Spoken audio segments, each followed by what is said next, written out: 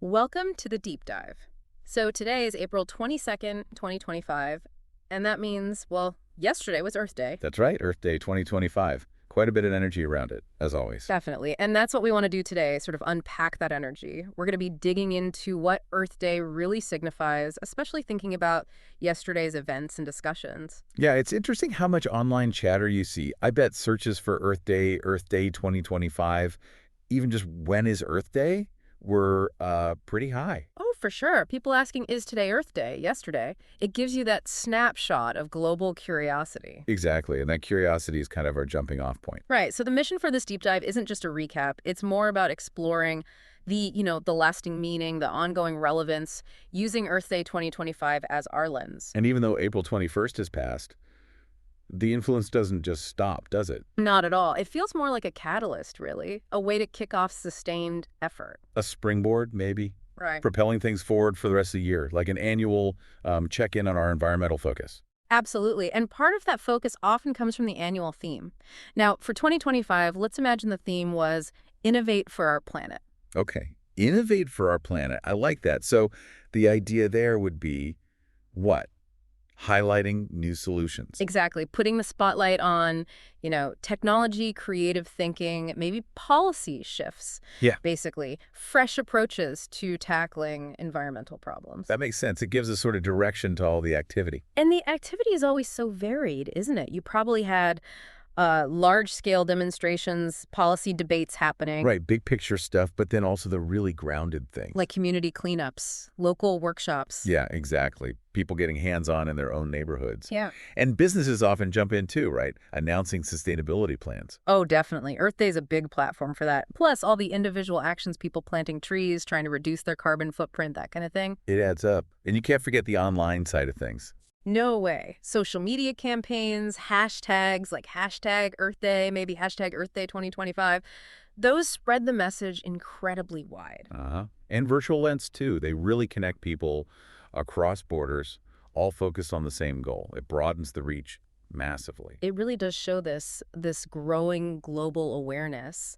And the messaging itself, those Earth Day quotes you see everywhere. Yes, the quotes from leaders, activists, scientists. Ordinary people, too. They really can spark reflection, can't they? And hopefully action. They often carry that dual message, I find. The urgency of the challenges, but also the hope, the potential for positive change. That's a good point. It's not all doom and gloom. There's often that element of inspiration. Exactly. And the visuals play a huge role there, too. Those Happy Earth Day 2025 images that were likely all over the place. Right. Pictures of stunning landscapes, wildlife. They do more than just look nice. They connect with you emotionally. Remind you what's at stake, why preservation matters. Fosters that sense of shared responsibility, maybe? Precisely. It makes the abstract feel much more tangible, more urgent.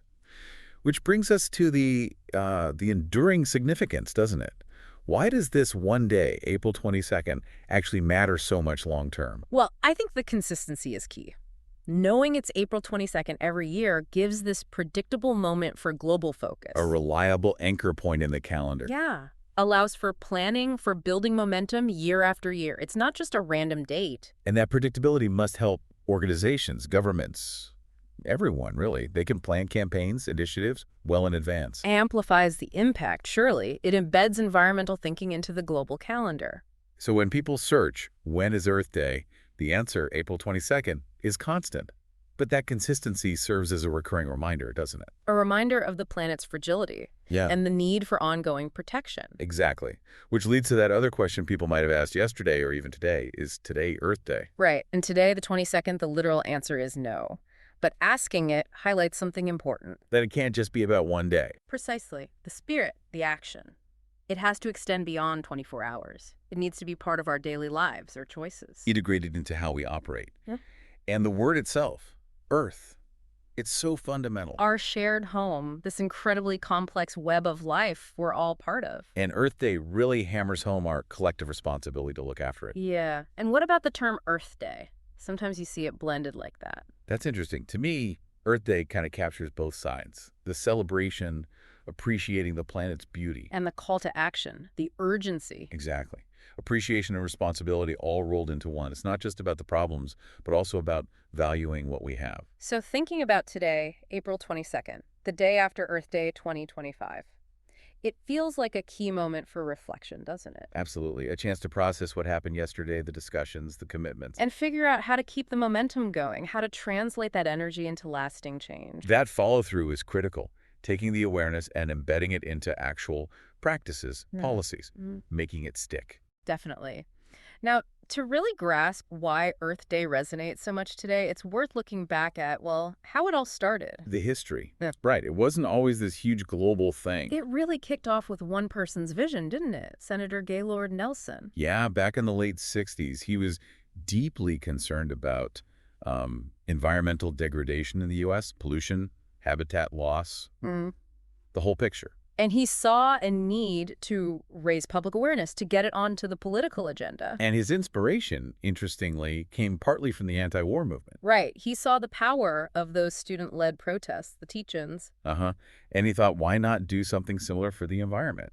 He proposed this idea of a national teach-in on the environment in the fall of '69. And then Dennis Hayes came into the picture. Yes, a young activist who took Nelson's idea and really ran with it. He organized that first Earth Day. April 22nd, 1970. It's amazing how quickly it took off. It really is. Millions of Americans participated in that first one. And the date, April 22nd, wasn't accidental, was it? There was some strategy there. Definitely strategic. It was a Wednesday, chosen specifically because it fell between spring break and final exams for most colleges. Ah, so aiming for maximum student participation. Exactly. Tapping into that student energy, which was so potent at the time. It was a smart move to mobilize that demographic. So tracing it from Nelson's idea through Hayes's organizing that first teach-in, right up to what we saw yesterday with Earth Day 2025, it's clearly become much more than just a day. Oh, absolutely. It's an ongoing call, isn't it? For awareness, for action, for commitment. A commitment to the planet's health. And yesterday's events, focusing on that theme of innovate for our planet, just added another layer to that ongoing story. Amplify the call, for sure.